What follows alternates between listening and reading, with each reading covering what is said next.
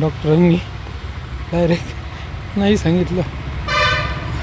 त्याचा जीव मुठीत ठेवून त्याला नेलं होतं, पण आमचा बाळ वाचलं नाही. Breaking news. भुसावळात कुत्र्याच्या हल्ल्यात जखमी 9 वर्षीय विद्यार्थ्याचा मृत्यू. खन्ना कोळीच्या घरातून 5 कुत्री जप्त.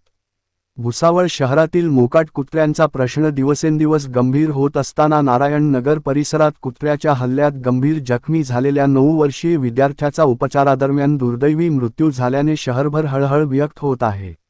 या घटनेमुळे पालकवर्गात भीतीचे वातावरण पसरले असून नगरपरिषद प्रशासनाच्या निष्क्रियतेविरोधात नागरिकांनी तीव्र संताप व्यक्त केला आहे. मिळालेल्या माहितीनुसार तारकेश विशाल झोपे वय 9 हा विद्यार्थी एप्रिल 24 रोजी सकाळी शाळेत जात असताना नारायण नगर परिसरात एका कुत्र्याने त्याच्यावर अचानक हल्ला केला होता. या हल्ल्यात त्याच्या चेहऱ्यावर व नाकावर गंभीर जखमा झाल्या होत्या. जखमांची तीव्रता इतकी होती की मुलाच्या चेहऱ्यावर तब्बल 80 टाके पडल्याचे समजते. घटनेनंतर त्याच्यावर जळगाव येथील शिल्पा हॉस्पिटलमध्ये डॉक्टर श्रीराज महाजन यांच्या देखरेखीखाली उपचार सुरू होते. प्रकृती गंभीर असल्याने तसेच प्लास्टिक सर्जरीची गरज भासल्याने त्याला पुढील उपचारासाठी मुंबई येथे हलविण्यात आले होते. मात्र उपचार सुरू असतानाच आज त्याची प्राणज्योत मालवली. या दुर्दैवी घटनेमुळे झोपे कुटुंबावर दुःखाचा डोंगर कोसळला आहे. बाईट. विशाल झोपे मुलाचे वडील, मुलाची आई व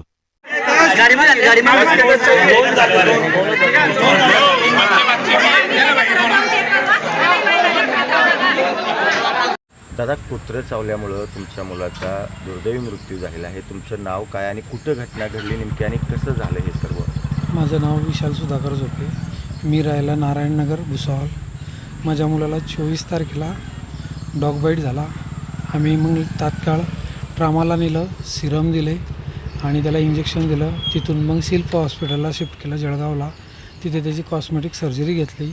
त्यानंतर तिथं स्टेबल झाला. 4 दिवसानंतर त्याला डिस्चार्ज दिला गेला. मग आम्ही घरी आल्यानंतर थोडं थांबलो. मग त्याला काय झालं, 2 दिवसानंतर थोडंसं आलं. मग आम्ही त्याला परत ॲडमिट केलं. ॲडमिट विश्वप्रभामध्ये केलं आणि त्यानंतर मग त्याला सलाईन लावल्या. पण रात्री त्याला रॅबिसचे लक्षणं दिसायला लागले आणि मग तत्काळ आम्ही त्यांना डॉक्टरांचा सल्ला घेऊन आम्ही मुंबईला गेले. मुंबईला हॉस्पिटल कस्तुरबा हॉस्पिटल चिंचपोकळी इथं नेण्यात आलं आणि सकाळी जो आम्ही 11-12 वाजता तिथे पोचले. डॉक्टरांनी त्याला बघितल्यानंतर डॉक्टरांनी डायरेक्ट नाही सांगितलं. त्याचा जीव मुठीत ठेवून त्याला नेलं होतं, पण आमचा बाळ वाचलं नाही. किती वर्षाचं बाळ होतं दादा आणि कुठं घडलं, कशी घटना घडली होती? त्यावेळी बाळ काय करत होतं? बाळ मंदिरात दर्शन घेऊन वापस येत होता. आमच्या घराच्या समोर गार्डन आहे. त्या गार्डनमधून येताना त्याला डॉग दिसलं. तो घाबरून पडल्यामुळे काय झालं, त्याच्या चेहऱ्याला त्याने चावा घेतला आणि तो फार गंभीर होता. त्याच्यामुळे त्याचा प्राण गेला.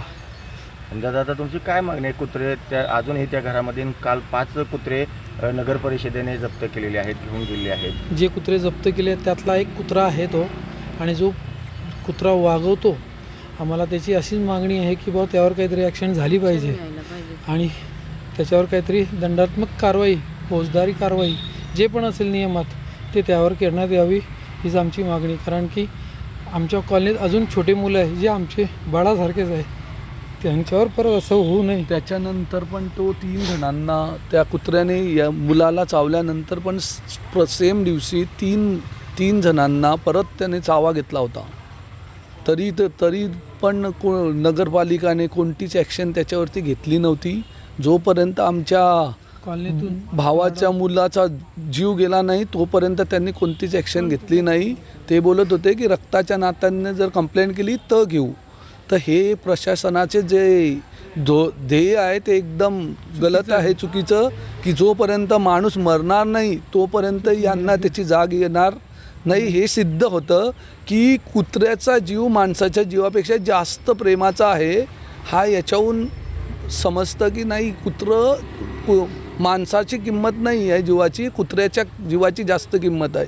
कारण त्याला सर्व काही पोलिसांनी पकडल्यानंतर पण तो लोकांना शिव्यागाळ घालत होत्या पूर्ण कॉलनीला की मी त्यांचं असं करीन त्याचं करीन, जो त्याच्यासमोर येईल त्याला मी बघून घेईल, मग त्याला राहायचं आहे की नाही राहायचं आहे असं स्टेटमेंट पोलिसांसमोर काय देत नाव होता. काय होते त्या?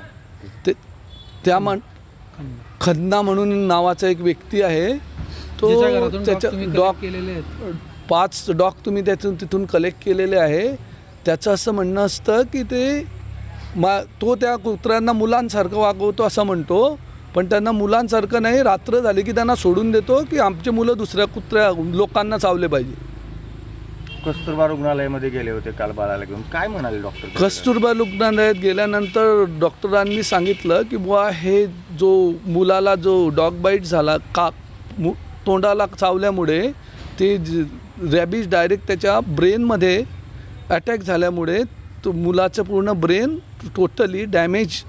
आता सिच्युएशनमध्ये 100% तो रॅबिजचा इन्फेक्टेड पेशंट झाला आहे.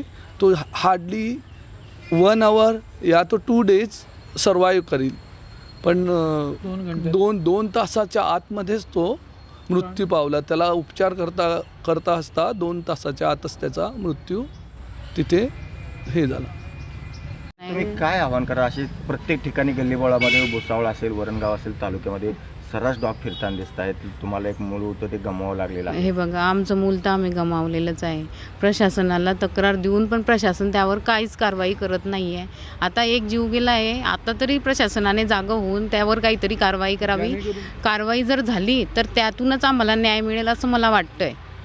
तर ती कारवाई प्रशासनाने लवकरात लवकर करावी आणि त्यावर ॲक्शन पण घ्यावी काहीतरी त्या माणसावर पण.